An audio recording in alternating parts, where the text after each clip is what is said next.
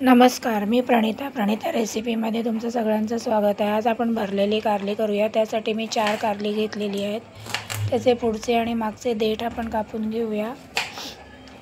कारली स्वच्छ धुवून आणि पुसून घेतलेली आहे आणि ही कारली कच्ची आहे, पिकलेली नाही आहे। तुम्ही पिकलेली घेऊ नका, पिकलेली असली की मग त्यातले बिया काढायला प्रॉब्लेम होतो आणि ती नरमसुद्धा असते। त्याच्यामुळे कारली घेताना बघून व्यवस्थित घ्या आणि कारली मोठी असेल तर त्याचे 2 काप करा, छोटे असेल तर 2 काप करा आणि मोठे असेल तर 3 करा। मी या कारल्याचे 3 काप केलेले आहे।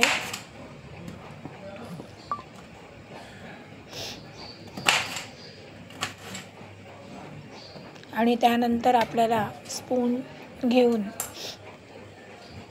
त्याच्यावरचे जे कडक भाग आहे तो काढून घ्यायचा आहे आणि स्पूनच्या साहाय्याने आतमधला गरसुद्धा मागच्या स्पूनच्या साहाय्याने आतला गरसुद्धा काढून घ्यायचा आहे। तुम्ही बघू शकता मी कसं काढते, सहज गरत्या त्याच्याने निघते ते गर, जास्त मेहनत करावी लागत नाही। त्यानंतर धुवून घेऊया आणि त्याच्यावर मीठ घालून मीठ त्या कारल्याला सगळं लागेल असं हाताने चोळून घेऊया।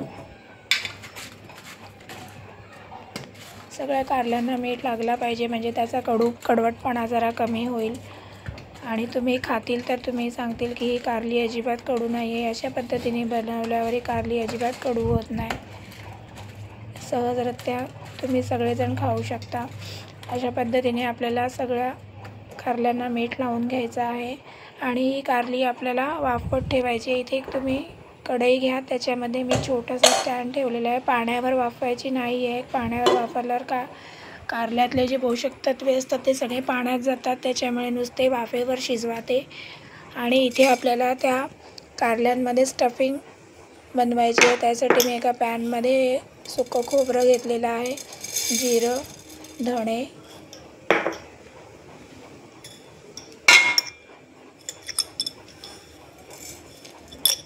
इथे बडीशेप आणि ओवा असा मिक्स आहे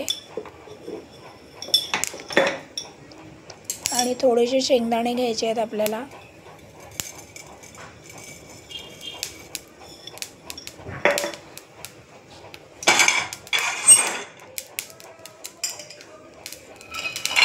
आणि हे सगळं एकत्रित आपल्याला छान भाजून घ्यायचं आहे। तुम्ही ओलं खोबरं पण घेऊ शकता, सुक्याच्या जागी तुमच्याकडे नसेल तर। हे छान भाजून झाल्यावर याला आपल्याला मिक्सरमध्ये ट्रान्सफर करायचं आहे। याचा आपल्याला जाडसर भरड करायची आहे।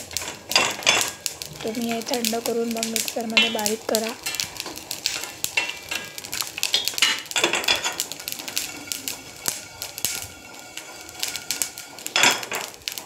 त्यानंतर हे थंड करा आणि थंड झाल्यावर मिक्सरच्या भांड्यामध्ये घाला आणि त्यामध्ये आपल्याला थोडे मसालेसुद्धा घालायचे। त्याच्यामध्ये हळद, लाल तिखट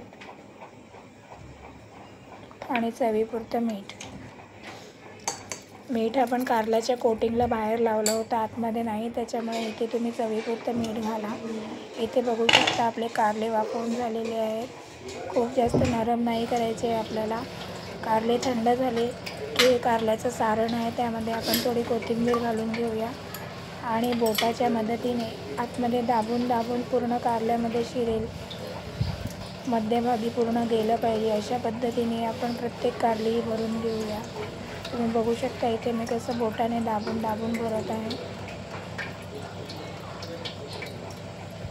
म्हणजे पूर्ण मध्येपर्यंत जाईल आणि तुम्ही खाताना तुमच्या प्रत्येक घासामध्ये त्याचा मसाला येईल।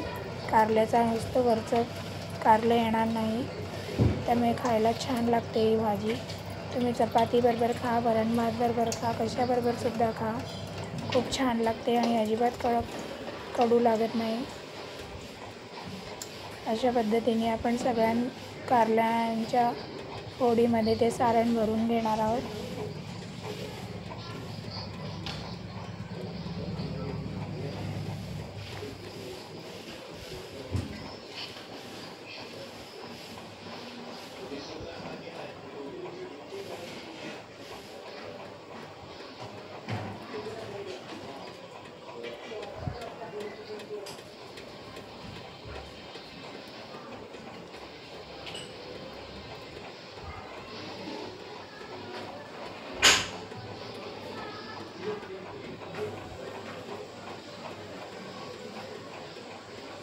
बघू शकता तुम्ही, मी बोट टाकून भरत आहे त्याच्यामध्ये, दाबून दाबून. अशा पद्धतीने भरल्यास ते कारले पूर्ण भरले जातात. आणि आपण ते वाफवून घेतलेले आहे, त्यामुळे ते कडू लागत नाही. त्याला मीठ पण लावला होता आपण.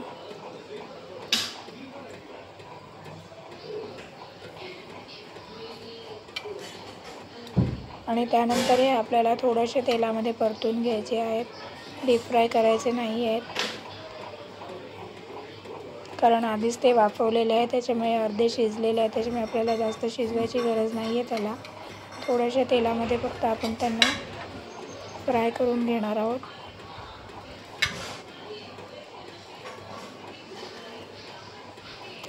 तुम्हाला रेसिपी कशी वाटली ते नक्की मला सांगा. माझ्या चॅनलला लाईक करा आणि सबस्क्राईब करा, जेणेकरून तुम्हाला अजून नवीन रेसिपी बघायला भेटतील. तुम्ही बघू शकता अशा पद्धतीने आपले सगळे कारले भरून झालेले आहेत.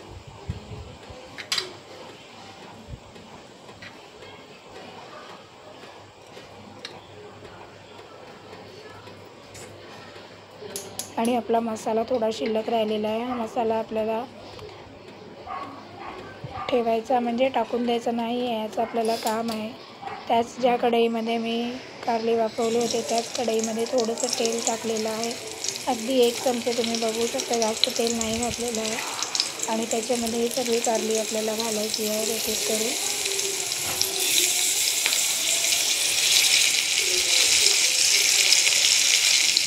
आणि आपल्याला झाकण ठेवायचं नाही आहे. झाकण ठेवल्यावर थोडं पाणी सुटेल, त्याच्यामुळे झाकण ठेवताच आपल्याला याची थोडीशी सॉटे करून घ्यायची आहे. इथे बघू शकता तुम्ही, बाहेरचं कवरच फक्त आपल्याला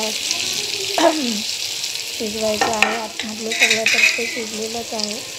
आणि राहिलेला मसालासुद्धा मी यामध्ये टाकून घेत आहे. आणि त्यानंतर आपल्याला स्पूनने सगळं हे मिक्स करून घ्यायचं आहे चमच्याने.